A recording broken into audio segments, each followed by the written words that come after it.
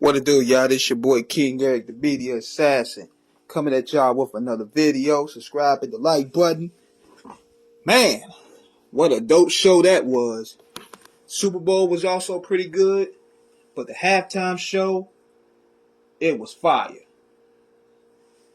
And first of all, let me be the first to say that this was possibly the second best Super Bowl performance.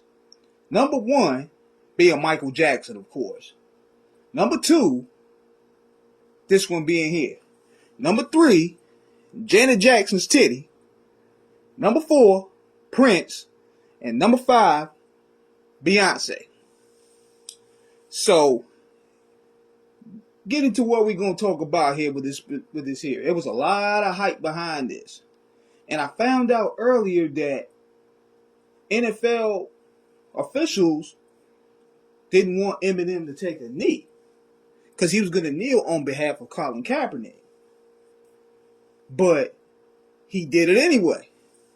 Same way with Dr. Dre said, still no love for police. They said it anyway. Same with Kendrick Lamar. We don't love Po-Po. We gonna be alright. You're not gonna tell these guys what to do.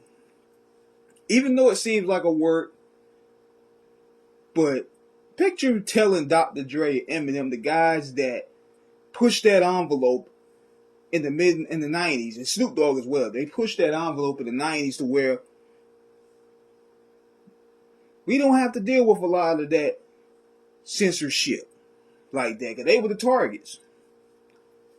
So that era, that tree was a part of that catalyst, was kick that door down for people for freedom of expression. So it was pretty good. I like Mary J's performance. I like Kendrick's performance. They were trolling the NFL actually, because Kendrick, that was a salute to Janet Jackson's Rhythm Nation look. If you seen how the choreograph, if you seen the outfits they were wearing, that was a salute to Janet. And we know what happened with Janet in the Super Bowl, but then we see Snoop Dogg out there, Snoop doing the dance, being the first nigga to ever crip walk. Snoop is having a great week. I mean, despite the misstep of this sexual assault charges out there, the Dogfather's still packing W's. I think that's going to go away soon. Him and Dre, think about this. Seeing those dudes reunite and perform it 30 years later, still doing it, it's a beautiful thing. Especially with a lot of the people that they came up with, a lot of their peers have passed away. They lost a lot of friends along the way. A lot of people that helped build their careers.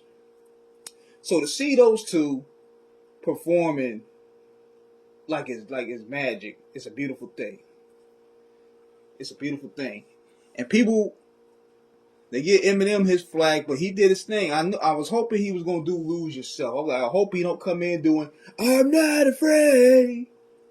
I was hoping he wasn't going to do nothing like that. He needed to get something that has some bop, something that has some tempo. And Lose Yourself was a great track. Great motivational track. So, overall, it was a dope performance for all of them. I mean, it's Dr. Dre, man.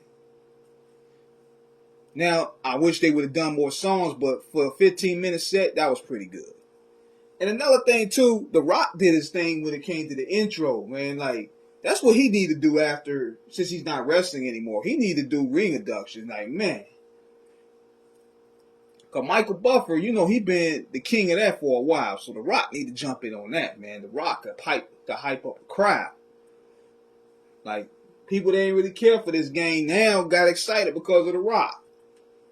He hyped it up real well. So that's my thoughts on this, man. It was a dope performance. And another thing, too, I found out was Game wasn't happy about it. And oh, yeah, I forgot about, 50 Cent was up there. Niggas was clowning 50 Cent up there. Yeah. People were clowning 50 hard, man, because he gained weight. He a full $2 now. He ain't 50 Cent no more. But it was cool seeing him, though. But it was kind of crazy how Game wasn't involved, and Game is a West Coast dude, and Game is from Compton. So I just seen a post where Game wasn't feeling it, that he was a part of that, but I'm gonna tell y'all about that. It happens, man. He associated his brand with too many negative figures. The whole Jimmy Henchman, GU Not campaign, that was bad for business. Even though Dre tried to tell them dudes to stop it, Game kept on going. He had Jimmy Henchman in his ear. So now he's managed by Wack 100, who has a bigger mouth than Jimmy. And Wack 100 just runs his mouth all the time. And that hurts Game's brand. And he was just up there with Benzino on Clubhouse the other day talking about exposing Eminem. Now, why would Dre want to work with Game after that, knowing your manager is over there hurting one of his artists? See, stuff like that gets out there and it hurts people. The last time I heard Game work with Dre, I think he worked with on that Compton album, but he hasn't gave Game a beat in how long? It's been a while. I'm gonna have to check my files, but they haven't really been working together like that. But that's where it stands right now. Game is upset that he wasn't a part of the show. But at the same time, they probably was gonna do How We Do, but it wasn't gonna really move like that.